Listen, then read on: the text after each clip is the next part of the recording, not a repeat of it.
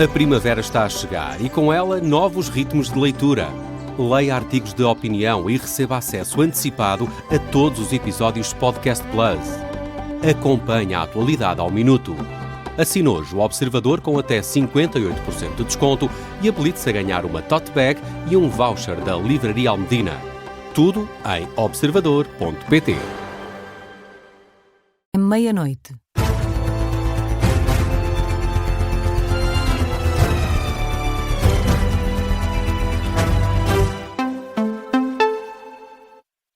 As notícias com João Gama. Boa noite. O PS elege amanhã, domingo, os órgãos nacionais do partido. O dia de hoje, sábado, ficou marcado pela relação com o PSD. Muitos congressistas defendem a ruptura com o partido de Luís Montenegro à boleia do acordo com o Chega para o Tribunal Constitucional. Ainda assim, com ideias divergentes sobre até que ponto deve existir ou não uma ruptura com o PSD e com Luís Montenegro, caso a posição do PS não seja respeitada na indicação dos novos juízes para o Palácio Raton. Logo no arranque do dia, o presidente do PS, Carlos César, tentou ditar uma estratégia, mas Miguel Vítor Dias continuaram durante todo o dia a existir vozes divergentes.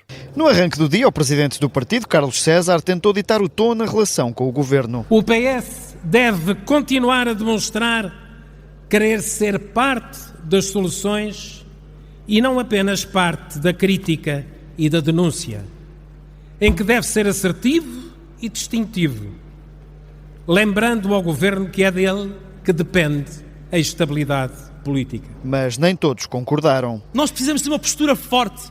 Nós temos que nos dar ao respeito. Nós precisamos de falar para o país, porque o PS é candidato a governar o país e não candidato a parceiro parlamentar deste governo. Miguel Costa Matos, um dos novos jovens turcos do PS, que pede uma oposição mais agressiva.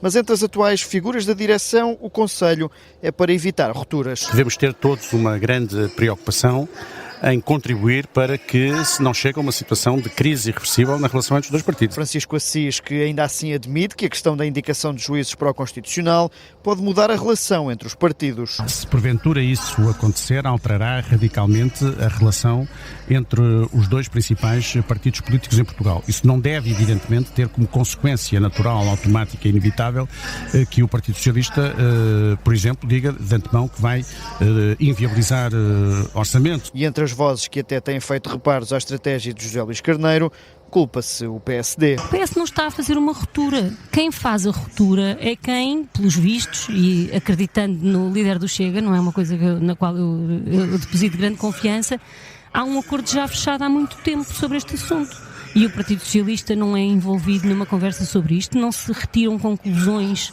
Perguntam, mas isto é uma ruptura, nunca mais falamos, nem olhamos para o orçamento? Claro que não, o Partido Socialista nunca faria uma ruptura dessa natureza. Mariana Vieira da Silva, num dia de congresso que não conseguiu estabelecer uma linha firme sobre a relação entre o PS e o Executivo. Miguel Vítor Dias com a estratégia do PS para lidar com o governo de Luís Montenegro. Para já, Eurico Brilhante Dias, líder parlamentar socialista, garante que as conversas ainda decorrem com os sociais-democratas.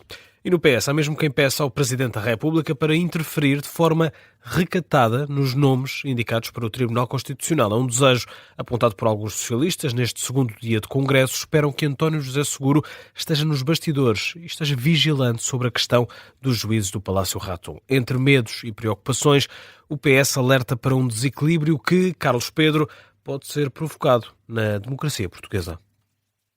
Muito se falou do Tribunal Constitucional neste segundo dia de Congresso do PS, numa altura em que parece cada vez mais previsível o cenário em que os socialistas perdem um juiz indicado para o Palácio Raton, continuando o PSD com 5 nomes e juntando-se agora ao Chega com uma indicação. Mas os socialistas vieram a Viseu pedir ajuda ao Presidente da República, que acreditam estar preocupado.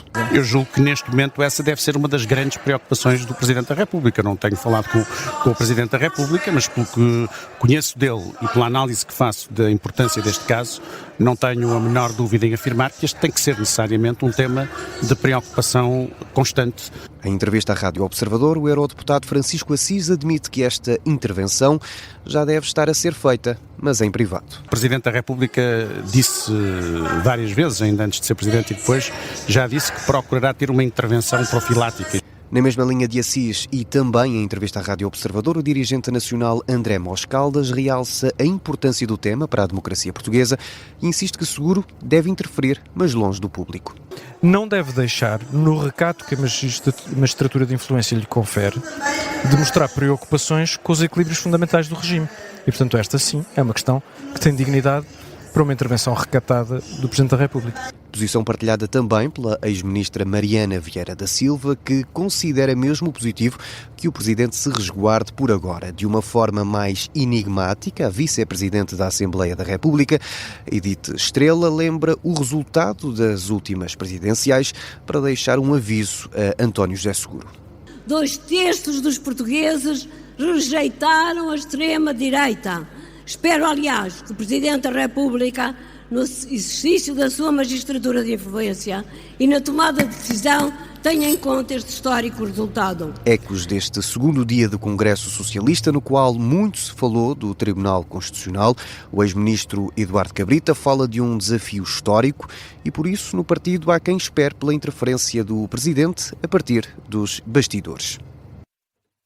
Um trabalho do jornalista Carlos Pedro com a pressão do PS ao Presidente da República. A eterna travessia do deserto que é para continuar. Marcelo Rebelo de Sousa voltou hoje a ter agenda, mas falou apenas de literatura e nem uma vez sobre política, seja ela nacional ou internacional. O ex-Presidente da República participou hoje numa tertúlia na Festa do Livro de Celúrico de Basto e, apesar da insistência dos jornalistas, não comentou nem um impasse da eleição dos órgãos externos da Assembleia da República, nem temas internacionais como a guerra no Irão. Entretanto, a tertúlia já terminou, foi acompanhada pelo repórter da Rádio Observador, Ricardo Loureiro. Ricardo, boa noite, mais uma vez. Marcelo Rebelo de Sousa ainda falou sobre a Europa, mas só sobre literatura. Nem mais, recusou explicar e falar da atualidade política, seja ela local ou internacional. Já durante esta noite fomos ouvindo declarações de Marcelo Rebelo de Sousa à margem desta Festa do Livro, tal como também fizemos aqui no lançamento deste direto com Celúrico de Basto, na região ainda do Minho, que teve como grande destaque o ex-Presidente da República. Ele que ainda este domingo regressa para o fecho da iniciativa, uma conversa entre os escritores David Machado e Hugo Gonçalves, que Marcelo Rebelo de Sousa vai moderar. De sábado, a literatura e o papel nos dias de hoje, uma conversa que centrou o tema nos livros, em autores portugueses, também da Europa, onde Marcelo destacou as diferentes dinâmicas, tradições e culturas de cada país. A resposta, para ser muito honesta, é essa. É assim que tem evoluído o processo cultural europeu, feito de muitos processos culturais simultâneos. Menos de um processo cultural unificado, uniformizado, de cima para baixo, e homogéneo e simétrico em toda a Europa. Essa é a minha impressão. A tertúlia terminou há pouco, há instantes, momento inserido na Festa do Livro, que nesta edição, o 5º ano consecutivo, trouxe muitos jornalistas à Vila Minhota de Celúrico de Basto, um dos locais de eleição do ex-Presidente da República. E porque falamos de literatura, esta é também a vila do personagem de João da Ega, da obra Os Maias. Foi por cá que também tentamos perceber se as promessas, as de Marcelo, são para cumprir. E para já, e hoje, ou pelo andar da hora, ontem, Celúrico de Basto acaba por ser também, para já, o primeiro ponto de paragem em que a promessa foi cumprida. Celúrico de Basto que celebra por estes dias a leitura, os livros, a literatura, num certame que pode ser visitado até amanhã. É aproveitar enquanto se pode, Ricardo Loureiro a fazer esta reportagem com com o ex-Presidente da República, Marcelo Rebelo de Sousa, que voltou a cumprir a palavra dada e a não comentar os temas da atualidade. Espreitamos ainda a atualidade internacional. O Irão acusa os Estados Unidos da América e Israel de atacarem deliberadamente as universidades e centros de investigação. É o que escreve o porta-voz do Ministério Iraniano dos Negócios Estrangeiros na rede social. X acusa os dois países de tentar minar a fundação científica e o legado cultural do Irão. Diz que estes ataques são sistemáticos. O porta-voz diz que as justificações apresentadas por Washington e Tel Aviv para atacar Teherão são apenas pretextos maliciosos e meras invenções destinadas a ocultar a sua verdadeira intenção. Este sábado, os Houthi do Iémen juntaram-se oficialmente à guerra, participaram em ataques contra Israel, tal como o Hezbollah no Líbano e o Hamas em Gaza. Os Houthi são um grupo xiita próximo do regime de Teherão e esta noite reivindicaram uma segunda operação militar contra Israel com recurso a drones e mísseis cruzeiro. Não há, ainda assim, notícia de vítimas mortais. E a fechar, é já daqui a uma hora, Portugal entra em campo para defrontar o México, num particular de preparação para o Mundial de 2026 de futebol, que marca a reabertura do mítico Estádio Azteca. A Seleção Nacional apresenta algumas baixas, mas também algumas estreias, e regresso, o Diogo Varela vai ficar a cargo deste relato. Diogo, muito boa noite. Já se sabe quem vai alinhar na seleção de Roberto Martínez? Olá, João. Já sim, há muitas novidades para este primeiro jogo de preparação do lado português. Desde logo na baliza, o regresso de Rui Silva. Ele que não era titular desde 2021, o guarda-redes do Sporting volta a estar na baliza portuguesa, até porque houve também essa ausência, essa baixa de Diogo Costa. Mas as novidades não ficam por aí. Há Samuel Costa, médio do Mallorca, que vai ser titular pela primeira vez, à terceira internacionalização A. De resto, na defesa, também aqui ainda tentar perceber quem vai ser o lateral direito, até porque Mateus Nunes tem vindo a fazer essa posição no Manchester City. Depois Nuno Mendes estará no corredor canhoto. Renato Veiga e António Silva são os dois centrais. Meio campo para outro Neves, Ruben Neves, o tal estreante como titular, Samuel Costa, ainda Bruno Fernandes, João Félix, Francisco Conceição e a tal posição número 9, na ausência também por lesão de Cristiano Ronaldo, vamos ter na frente de ataque Gonçalo Ramos. É o 11 da equipa portuguesa do selecionador Roberto Martínez.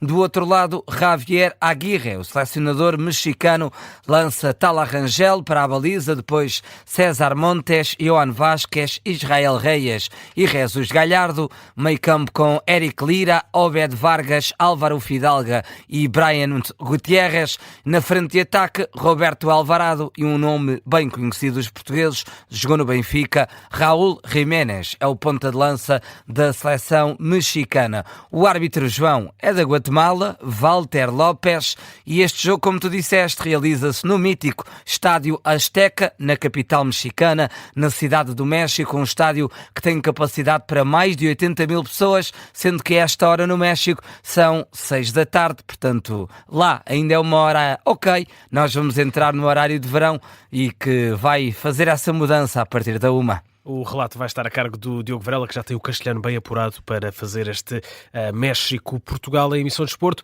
vai ser conduzida pelo Vicente Figueira.